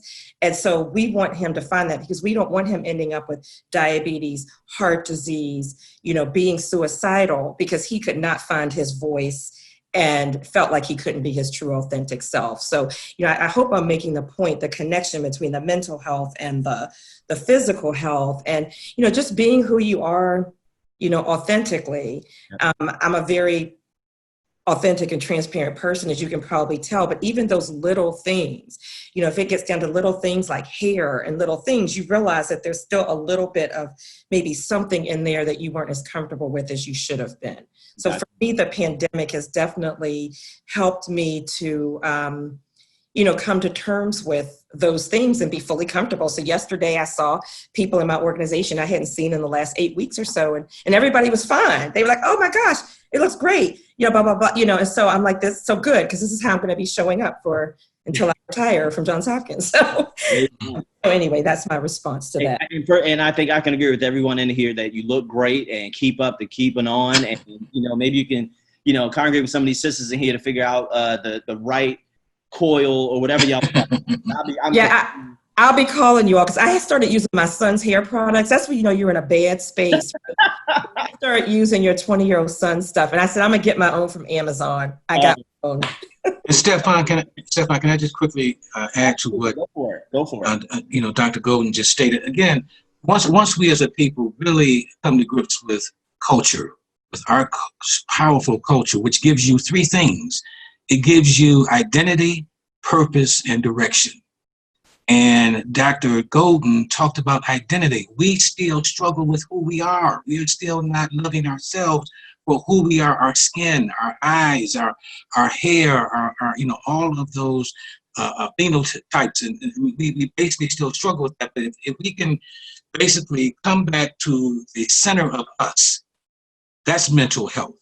If we can stop externalizing and engage and be part of all the external trappings of what approach should we have? What kind of clothes should we wear? What kind of tennis shoes? All those things lead to our destruction, because it says that we're not happy and that we don't love ourselves. And so identity, purpose, and direction is critical. If you know who you are, you know your purpose, then we will basically be on the course, saving ourselves, loving ourselves, and healing ourselves. Amen. And I was coming to you next anyway, brother, because I think, what the two doctors in the room are bringing up is that even those who are in the midst of health, right, and are advocates for good Black health, they have to deal with their own plight. The same way I'm a thinker and I'm a journalist, I got to deal with my own plight. And Brother Steele, when he's writing, I think this is a transition to this question, and Brother Steele, I know that you're not on the panel, but I would love to hear your perspective on this as well, is how do we responsibly use our experiences and our voice in doing the unbiased work of journalism in this moment, when it comes to not just the shootings in West Baltimore or wherever, but also politics, but every facet of news and writing, even if you're writing a book about a said topic, how do we actively put our voice in there without making it about us, but educating our white brothers and sisters, and even uninformed Black people, which might be just as much as the uninformed white people? I was really fascinated by the story you told about, talking back and forth with your with your crew back at the station during the stuff that's going on out in the street, and also all the references you made to the LA 92 and to all the things that were going on with Rodney King, because I know there's a handful of us here on this call right now who are seeing all of this now and seeing so much commentary about how this isn't new, it's just being filmed. And we're all remembering, we remember when this was a brand new thing, when it happened to Rodney King. And, we thought at the time, and I've said this to a few of the people on on the panel a few times as all this has gone on. We thought that was the watershed moment. We thought that was the time that everything was going to shift and shift for good, and everybody would wake up and we would never go back to the way things were. And there are so many reasons why that really didn't happen, why it ended up being something that just we look back and remember, but we also examine and say, why didn't things really change the way we really wanted them to, and believe that that we would have the sort of moment that we believe we're having now. In a way, it makes us a little pessimistic about what's going on now, because we think, well, we had so much optimism before and it didn't quite happen the way that we did. And we examine and go like, what didn't we do, or what didn't happen at that time that, brought us to this point almost 30 years later. To sort of answer your question though, just continue to talk and continue to be brave and continue to not let people silence you.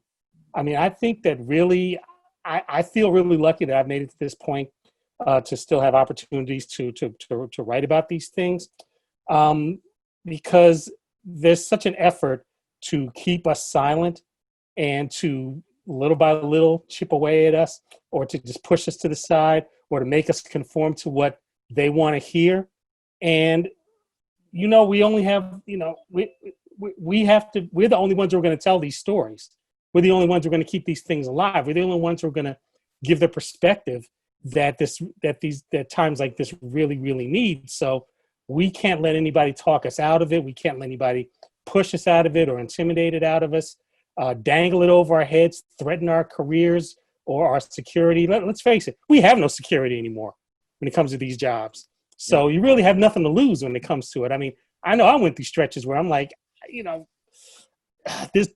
I keep pushing like this could end up just taking away my safety net completely. And, eventually, it did. You lose jobs a bunch of times and things like that. Absolutely. And yet, what else can you do? What are you protecting? What are you saving? All you have is your ability to tell these stories and to educate and to illuminate and to put context with everything that's going on. And so the younger people in this business, that's what I try to emphasize. You may have, certain goals that you have. You want to be on this show or have this position or have this title or something like that. But you have to take advantage of the platform that you have to tell the stories that are going to make your lives, the lives of the people around you, and the lives of everybody who looks like you better in the long run. Amen. And I think this is a perfect segue to kind of the final question I want to pose to all the people in the panel before we open it up for questions. To Brother Steele's point, I think I related so well to, man, if I keep pushing like this, I don't want to get fired because, whatever. So that's where I said, I don't want to know what that feels like. So I navigate these spaces just carefully enough to push the issue, but it's all right. And to Dr. Golden's point, I'll be good on Monday because I'm going to get my rage out on the weekend. And then Sunday, I'm going to mentally prepare. And then Monday, it's going to be, hi, how are you? Great. Everything's just fine. Right. And to transition to this question I want to pose to all of you, the question is, what are you personally going to do to continue to push the narrative and to educate our white brothers and sisters, all people in our spaces that we navigate carefully, right? To understand our plight and the things we've gone through, the things that Brother Steele has spoken on.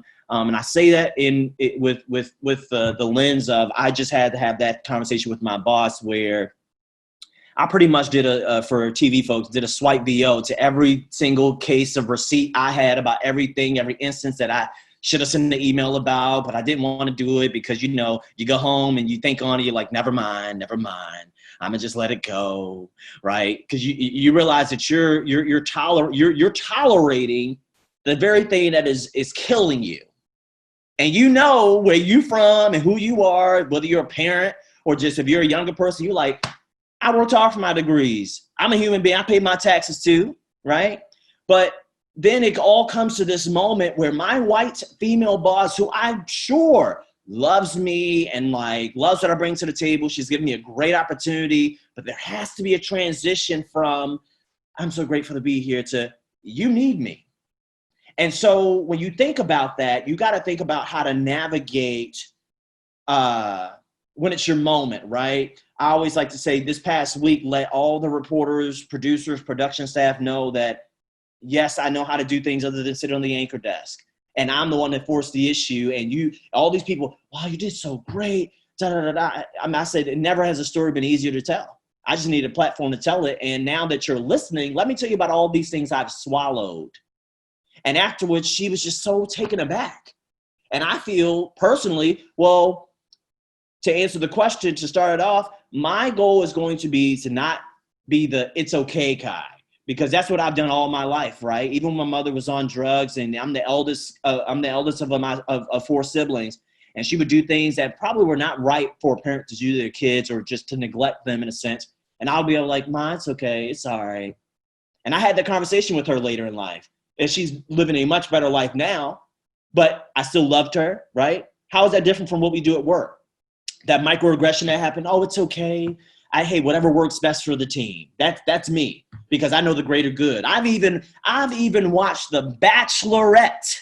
I don't like reality TV like that. And I watched The Bachelorette because that's all my damn co-anchor would talk about every morning. And I'm trying to think of different ways to connect with her because, okay, there's only so many times I can laugh at the bear getting in the hot tub, goddammit. You know? Oh. And at some point, I'm at a point now where if I don't find it funny, I'm not laughing. Or I'm going to give the natural black response, so to the weather now. You know, it's just like you get tired of, in my mind, I look at it as shucking and jiving. You like me shucking and jiving and smiling and making people laugh in the morning. But these same viewers, you're telling me don't tweet about Donald Trump, don't put anything too controversial to protect these people who love me in the morning, mucking it up. But they don't really agree with the Kaepernicks of the world. I put out a tweet yesterday when Roger Goodell put this piss poor ass statement out, Black Lives Matter. And I posted the most militant tweet. I look at it as militant because, again, I'm always thinking of, what does everyone else think? And I said, oh, I missed the part where you were supposed to apologize to at Kaepernick 7. Or did that video get cut off? Because if you're going to own it, lean all the way in and own the damn thing. And I'm just waiting for the text to take that down. Ain't got nothing. And why? It probably made them uncomfortable. I'm pretty sure my management has subscribed to my tweets every time I tweet. Okay? But I ain't got no message because they're being forced to listen. And she told me in her office, oh, it's an uncomfortability factor. And I said, I'm fine with uncomfortability.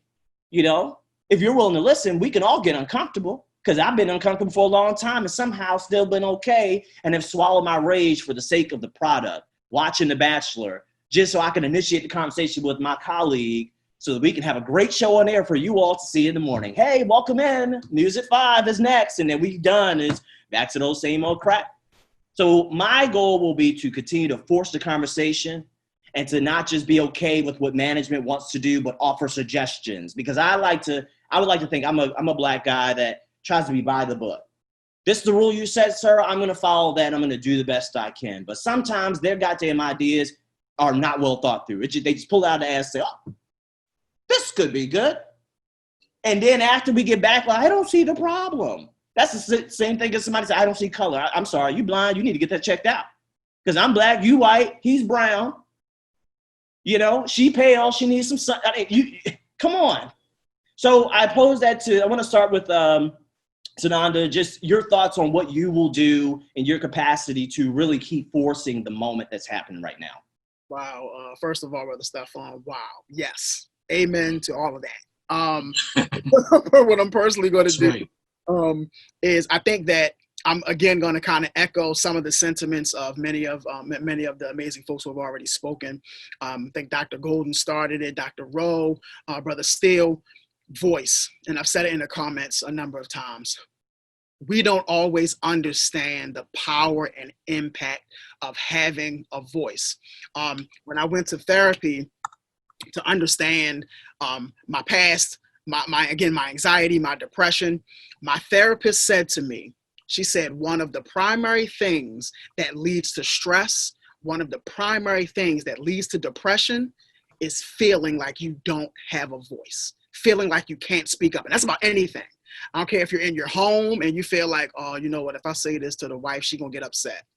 You're watering down your voice. If you go to work and it's the same thing, you feel like you can't speak up about things, you're watering down yourself, you're holding it in. And again, it's just that much easier to go to the other negative coping mechanisms. So again, we have to find our voice. We have to continue to kind of push the envelope on things.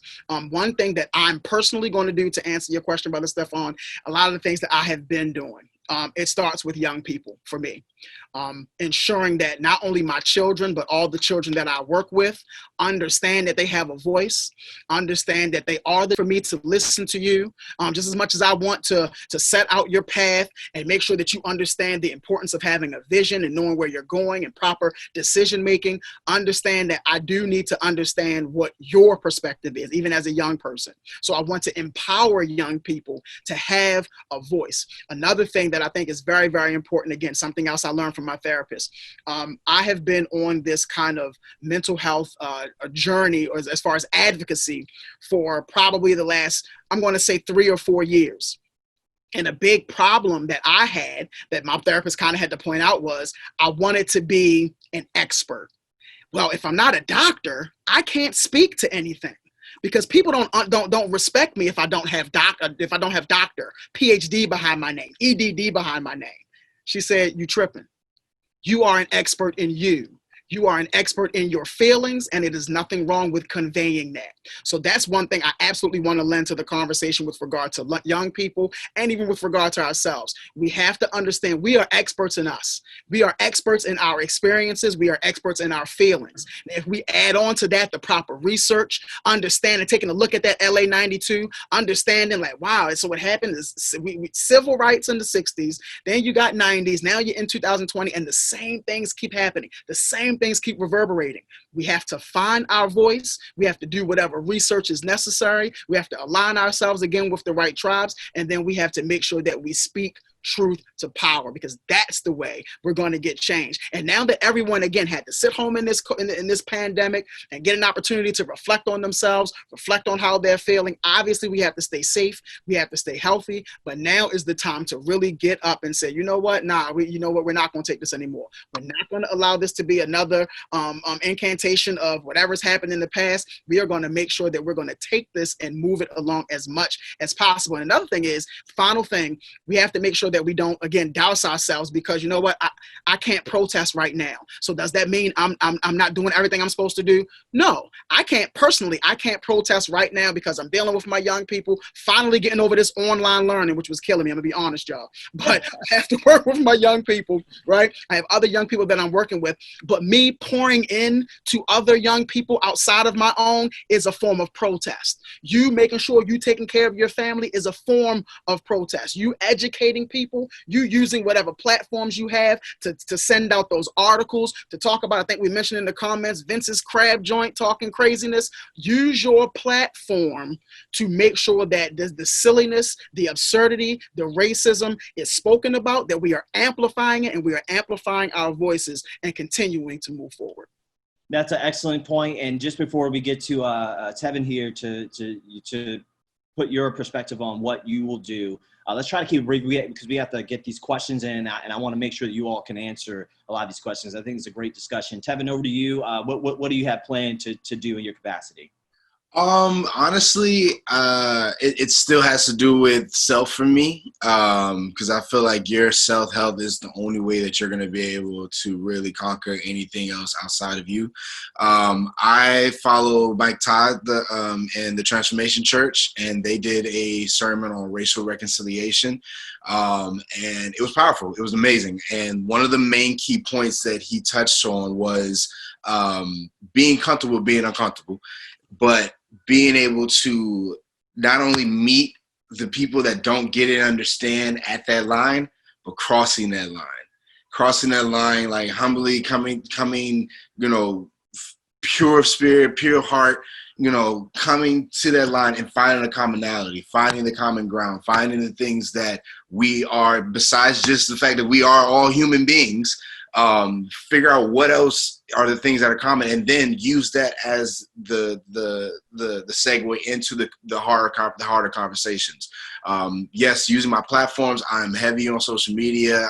I try to be as active as possible. I repost, I post, all those things, and I definitely know that I want to continue to do those things. But to push the note a little bit more, really make myself comfortable with being uncomfortable and crossing any line that I feel that I couldn't have before, to find the common ground that I share with my white brothers and sisters or any other non-Black races that don't get it yet, so that I can help them understand in a compassionate way, in a way that's not coming off maliciously, and that's not, because yes, I am hurt and I'm angry, but that's not me and that's not my personality, and I know that's not Black people's personality. Yes, we can be passionate. Yes, we can be really into the things that we do, very expressive, you know, but we're not angry. We don't have attitude issues. We don't have these things unless provoked, like any other human being. So working on self, as well as figuring out how the best way to cross that line into the uncomfortable grounds to really, you know, create those conversations and make a difference, make a change. Absolutely. And Tevin, before we get to Vance, I just think to that point, the point you just hit on, in dealing with self, that's not selfish. Actually, sometimes it's okay to be selfish right now, okay? And in doing that, I would suggest, as you look at working on self, find the reason to be outraged. These different examples over history, and you educate yourself and you inform yourself. And look, it ain't just about Black voices. Read the damn newspaper. That has been personally one of the things I've been working on. Yep. How can I be more informed? Because as a news anchor, when I'm on the desk, I got to be able to freestyle this thing no matter what goes down, right? Breaking news situation, all that. So you just don't want to be that guy. You want to be the person where you can walk in any room and enter any conversation eloquently, because that's what you present yourself as a corporate Black man, right? Because these white guys, half time, they don't be knowing nothing. Hey, Alex, I just put this on my yard. Let's talk about something serious. And I don't have any time for the fake laughs, to make corporate laughs, to make people feel comfortable. That's neither here nor there. Vance, what do you at? First things first, I appreciate both of y'all for your answers, because it kind of leads into like what I have to say. There's two things that I had to learn when I was when I'm growing up into adult. One thing is know where you came from in order to know where you're going. And then the second one, I know some people in this chat actually told me this: pass your knowledge on to the next generation. So my goal is to actually understand what has came before us and what has led here, and do all I can to research and be informed about these things. And in some ways, I don't mean to kind of go off route, but pretty much one of my favorite books is Revolutionary Suicide by Huey P. Newton. And one of the favorite parts of that book was the fact that he was able to get arrested, go to court by himself without a lawyer, no lawyer at all, and then win those cases. And one thing it taught me is that you got to be able to understand and know the system in order for you to tackle it and be able to take care of it. And the fact that so many people are doing that now as a doctor, as a journalist, as a media professional in general, that's huge. And we need to be able to do that. And we also need to understand ourselves and be able to have those conversations with other people outside of us in order for us to know ourselves and then also know where we're going. The next thing is to actually be able to tell our knowledge to that next generation of Black people, or next generation of people in general. There's going to be a lot of uncomfortable conversations that we have to have, specifically with Black boys, especially in this time, because now we're learning that even though we're fighting for our own cause, there's still a lot of causes that we need to fight for, and we need to be able to attribute ourselves in order for us to be able to develop and our race to develop. So like my main goal is to use what I've known and use what I'm learning so far from this conversation, from the books I read, from the articles I read, from the mental health that I'm trying to heal with myself, and use that to pass the knowledge that I come across onto that next generation. I hope I said that correct. Correct. Can we transition to Dr. Rowe? Just, you've got a lot of layers to you, man. You've probably already been doing this in raising your family. What are you going to do in moving forward? Powerful conversation, you all. Tsanonda, you know how much I love you, brother. And Tevin, good to meet you, Dr. Goldman, and everyone, Vance, all stuff, but I can't tell you, brother, you are bringing it today, man. So I'm going to keep leaning in, you all. I'm going to keep leaning in I'm going to keep telling Black women how much I love them. Who did Brother George Floyd call out to? His mother. He didn't call out for anybody else. He called out for his mother because he knows that Black women have kept the skies from falling on us.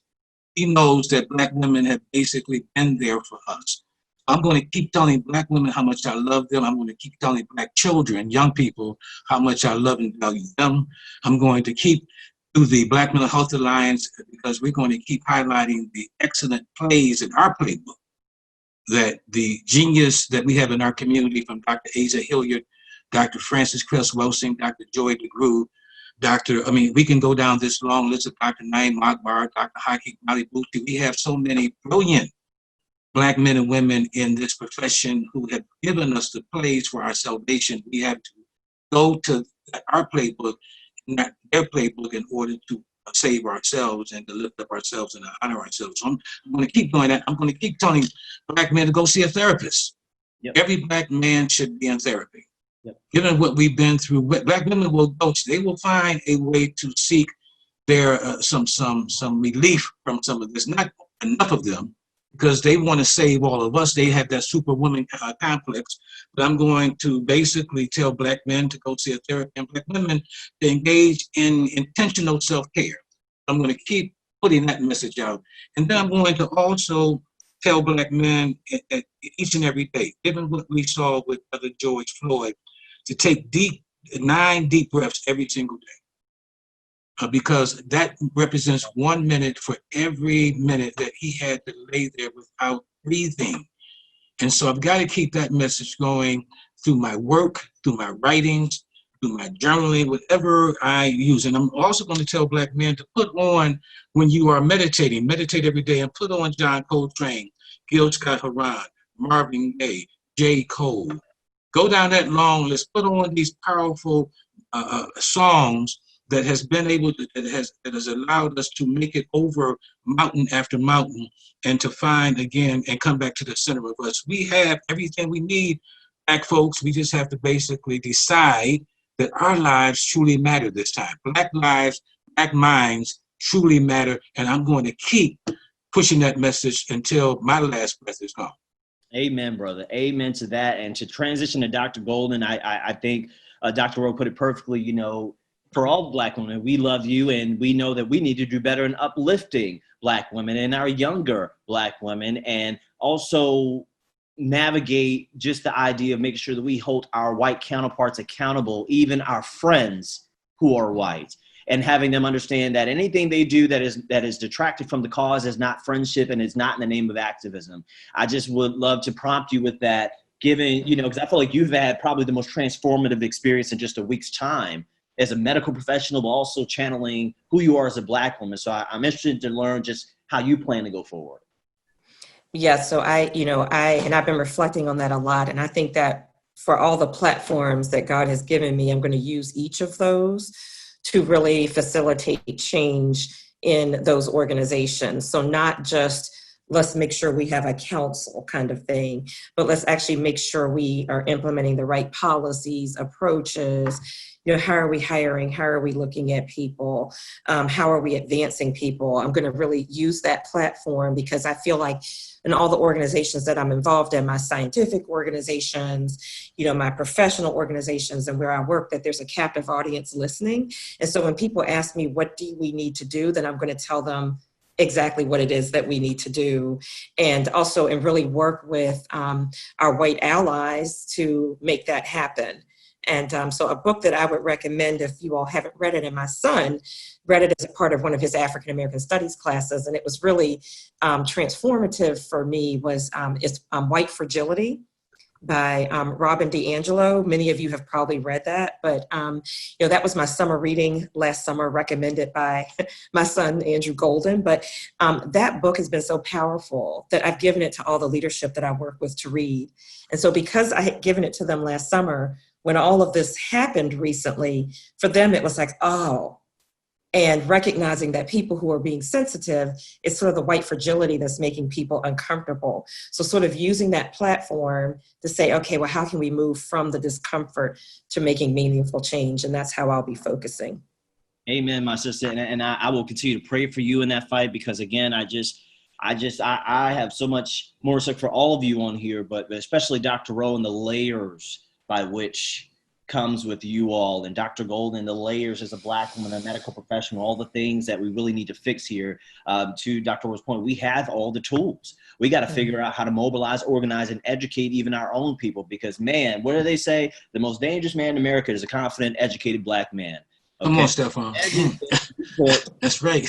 Confident, educated Black people, right? Who are holding white fragility to the fold, making them, enforcing them at every turn to put their money where their mouth is, to be careful with their words, and to let them know and put them on notice that any of this nonsense that you're used to doing, like the girl at the prom and putting the N-word, all these things they think are funny, the people doing the George Floyd challenge, that ish will not be accepted or tolerated, period. You got a lot of police unions out here. They say only a hurt dog holler. My grandmama told me that, and they seem like they hurting right now, because every time they respond, they're not addressing the issue. They're addressing their hurt feelings. Welcome to Black life. And I think that's a good way to wrap up and transition into these questions, by which I only see about 2 of them now. What I'll do with this, since we're limited on time here, is I'll ask the question, and we can figure out what one person can answer that in a brief manner so we can get to the others. One that's here is from Javon Hill. As a Black filmmaker, my fellow Black cohort members are releasing short films on Black experiences during this pandemic/revolution. What are some Black experiences that you would like to see in media/film? Who wants to take up that question on our panel? Take up that one. All right. Take up that question. Go ahead. Yeah, I think an untold story related to this Black people showing up at work in the pandemic would sort of be the Black essential workers in the healthcare environment who've been on the front lines. So, you know, I think a lot of the doctors and nurses have gotten a lot of, sort of press about what they're doing, but there have been people really going into equally dangerous environments who are environmental service workers, you know, our patient transport workers, all of those individuals, many of them really, you know, working in low income, you know, having, you know, not the highest paid in our healthcare sectors, but whose work has been critical to taking care of our patients with COVID-19. And many of those people are Black. That story has really not been told. Amen. And I saw Tevin there. You want to just add something real quick? Yeah, similar to that, but also, you know, the corporate mask scene. I would definitely love to see that, and, you know, the filmmaker side of things. I think that because this is a pandemic, a dual pandemic situation, it'd be interesting to see all of those entrepreneurs out there that have been put on hold or on some form of a lockdown, those independent contractors that have been put on hold or on a lockdown, but the Black Americans that are, you know, that don't have trust funds, that don't have stocks, that don't have, you know, bonds and things like that, that they can fall back on, or didn't have the knowledge to even, you know, to get to those kind of things, or opportunities to get to that. I want to see those kind of things, of how we were able to, you know, actually, I guess, cope as well as get through, you know, a dual pandemic with those type of challenges already at hand. Gotcha. And quickly, Vance, what do you think? Well, Tevin actually left a really good answer to feed off of that. I'm interested in kind of looking at the perspective of where our culture is going in regards to the COVID-19 movement. Black culture, to be specifically, because I could care less about the others, but it's mainly Black culture. I see a lot of artists not able to perform at concerts due to COVID-19. I see a lot of concerts, specifically in DC, get canceled. But what I've also seen is that instead of people just kind of sitting in their own rooms creating, they're using Instagram and these different social media platforms as ways of them to be able to not only produce their work, but then have different people collaborate together and make music from within their own homes. I'm interested in seeing how we can be able to cover that a lot more and see how we can expand on, or we can look at the different stories that might be behind this artist who has to be stuck in this room due to COVID-19. Amen. And I think to that question and to you all's answers, hold your beer, as they will say. I think those stories are coming when you see what Jordan Peele has already done before this movement, when they see us, which it's so much deeper thought, and you just go, wow. As a Black person, you see the hidden microaggression that he just addressed, and it's so eloquently done.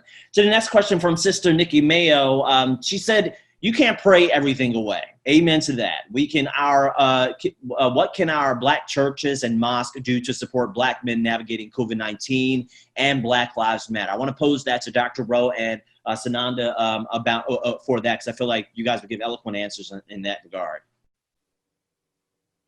I would encourage Black churches, synagogues, wherever you worship, to at least set up mental health ministries within the church at a minimum, to not only set them up, but to make certain that they have everything that's required for a successful ministry, for a ministry to be successful. It needs to have the right information, the right connections to the right therapist. Has to basically be prepared to not have just one Sunday devoted to this issue. Have a series of Sundays and a series of initiatives that lift the issues up, that continue to provide answers and resources and services. And so at a minimum, and I'll stop there because there's some other things, but if we can at least get them to do just that, that would be a great step in the right direction. Tsanonda? Yes, sir. I'm in agreement with Brother Rowe. Ministries, again, not just a panel during Mental Health Awareness Month, but right. Something that is continuous, something that is consistent.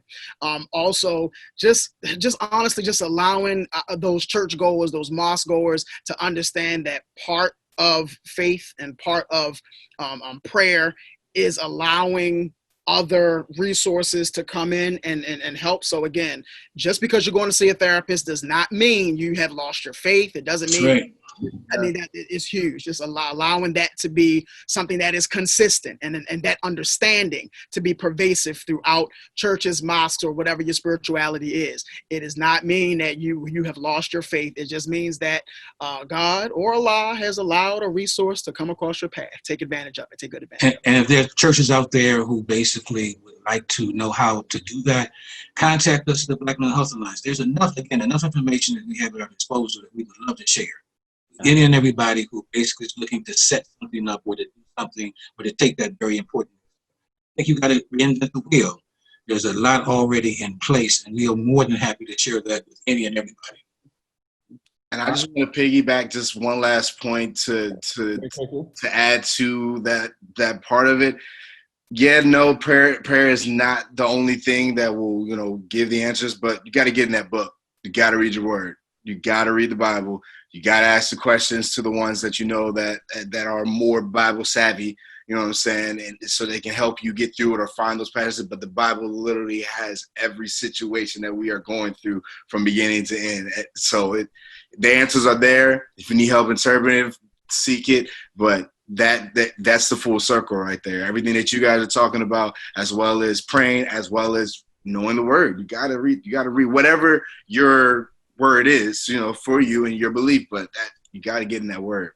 Amen. And just so we're going to wrap up now, and I'm going to toss it back to David in just a second. I just want to say, one, thank you all. And to the point that you're on right now, for some people, they may not be about the Bible. I will tell you, I tell my pastor all the time, I learned God through experience and gospel music, and whatever way you got to do it, mobilize, use common sense.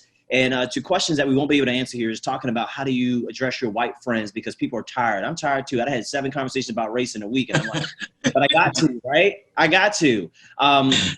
Keep that in mind. I think the best piece of advice is that just keep yourself informed, because then you can know how to eloquently talk to your white friend, as opposed to some random Black person who might be outraged by their interaction on that. So to that point, thank you all so much again. I want to toss it to David so they can wrap up.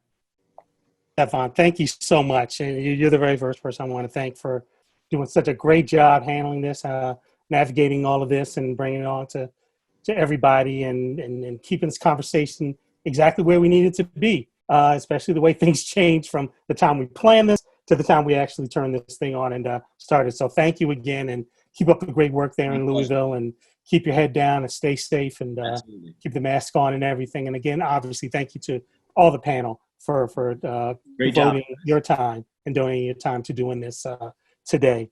I especially right now want to thank the panel or the group of us here at Baltimore Association of Black Journalists who organized and put this all together, who put their time in and reached out to all the to the panelists, the moderators, and set everything up.